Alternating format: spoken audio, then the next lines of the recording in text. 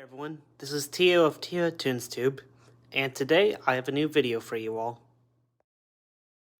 Well, the results are in, so here is my remake to my Neptune theory from my old channel. I hope you all enjoy. Also, before watching the rest of this video, please watch Alex Bale's Neptune theory before watching the rest of this video. Link to his video will be in the description below. With that said, let's begin. So he said a lot of things in that video, which I agree with. However, there's one major thing I don't agree with, and that's what he said about the first SpongeBob SquarePants movie. Here, let me show you.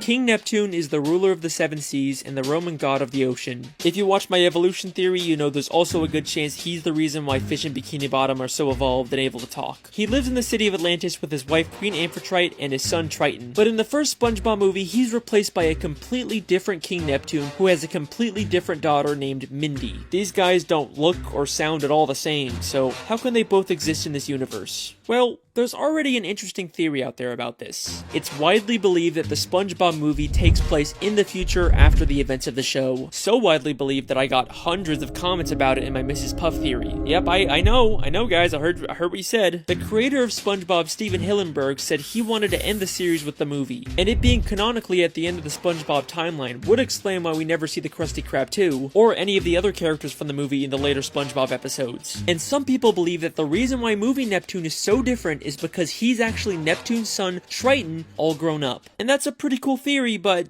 I don't buy it. Other than Triton looking nothing like movie Neptune, I've never actually believed that the SpongeBob movie takes place in the future. Despite there being many people who commented about it on my Mrs. Puff theory as if it was a proven fact, there's never actually been any official confirmation of it. Stephen Hillenburg only said that he wanted to stop making SpongeBob after the movie. He never said anything about where the movie actually takes place in the timeline of the show. And we do actually briefly see Neptune's daughter Mindy show up later in the show in SpongeBob's Big Birthday Blowout.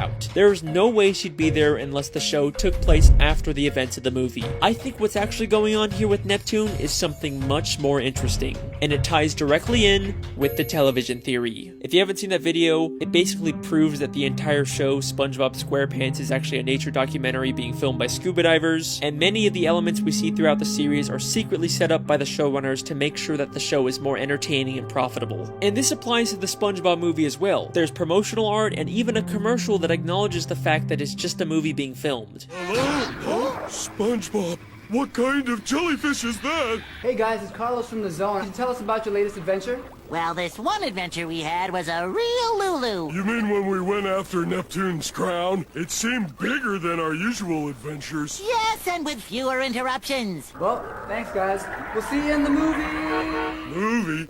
What's that? I know. I think the real reason why Neptune looks so different in the movie is because the filmmakers couldn't get the real King Neptune, the literal god of the sea, to show up for a movie. So they hired an actor to pretend to be the king. And there is actually a ton of evidence in the show to support this. King Neptune is supposed to live in the great city of Atlantis, but in the movie he just lives in some random sandcastle, almost like they just built a discount version for the movie. But the real evidence comes from season 10, episode 18, Lost and Found, where SpongeBob goes beneath the Krusty Krab to look for something in the Lost and Found. As he searches through the surprisingly massive collection of items, on one of the shelves we see something mind-blowing. The crown worn by King Neptune in the SpongeBob movie. The entire plot of the movie hinges on the fact that Neptune thinks Mr. Krabs stole his crown. Why would Mr. Krabs have this now? Because this isn't just the Krusty Krabs Lost and Found. It's also where they store the props used by the SpongeBob SquarePants filmmakers to create the SpongeBob movie. If you remember from my television theory, Mr. Krabs is secretly working for the showrunners to spy on all the main characters. And his secret surveillance room was hidden beneath the Krusty Krab, just like this Lost and Found. So it makes perfect sense for the showrunners to hide their props down here. And if you still don't believe me, we also see SpongeBob's guitar, the Goofy Goober peanut hats, and the magical bag of wind. All items from the movie that would make no sense being down here unless this was the showrunner's prop storage, and the movie King Neptune was just an actor. So, I have a few problems with this explanation. For starters, Mindy being at the party in SpongeBob's Big Birthday Blowout doesn't automatically prove that the movie takes place before that episode. It could just be her going to the party to learn SpongeBob's name. After all, she would have to learn his name somehow. Once you find the crown, open the bag of winds and you'll be blown back home. Mindy! I'm coming! Good luck, SpongeBob. Wait! How did you know my name? Oh, I'm gonna be queen of the sea one day. I've learned the names of all the sea creatures. And if that's not enough to convince you that she is, in fact, the daughter of the real King Neptune in the show, just take a look at this image from the new video game. And if you take another look at the crown in the Lost and Found episode, it seems to have its pearls be made out of bronze instead of real pearls, with the gold also replaced with bronze. The shell on top of it also looks different, with a dirtier looking fabric red piece, but that could just be dust. Which is why I don't think that's the real crown. And the other objects could just be happy coincidences. So yeah, this is the few reasons I still believe the first movie takes place after the show. But yeah, now to explain why King Neptune looks different in the movie. Now I'm getting into the expanding part of this video's title. So according to his theory, he got his powers from aliens, more specifically the Atlantic aliens from the special titled Atlantic SquarePants. I probably said that wrong, but you get what I mean. And something you'll notice about the Atlanteans is that they have big noses. And what's something we see about King Neptune in the first movie? He has a larger nose than he does in the show. Maybe when they sprayed him with the Neptune fluid, they used their own DNA in the formula as like a binding agent, which would eventually have him grow a nose similar to them as he got way older. And to explain why he's bald in the movie, well, that could just be age. Same with why his hair is more of a lighter color.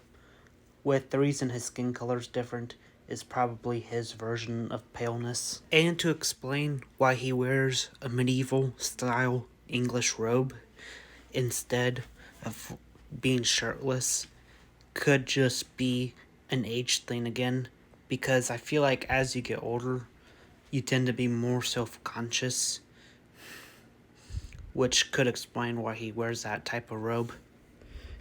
And to explain why he wants Mindy to rule the sea after he's gone instead of Triton, well, I think we can assume that Triton finally decided once again to study medicine again and try to make his cure to all mortal diseases again, which would lead him to refuse the throne, which would lead to the next replacement, which would be Mindy, who is probably the oldest out of the younger siblings. And to explain why the crown looks different between show and movie, well, given how self-conscious the movie version of him is about his baldness, he probably ordered it to be modified to cover up his baldness. And to explain why he has two different castles between the show and movie, well, apparently it was common for kings of England to own dozens of castles. So I don't see why King Neptune wouldn't be the same, especially with his new design looking more like an English king. Here are some examples on what they looked like as proof.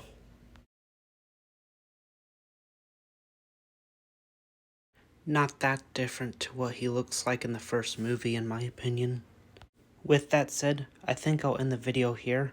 Please like, share, comment, and subscribe. And please check out Alex Bale's video in the description below. And I'll see you all later. See ya.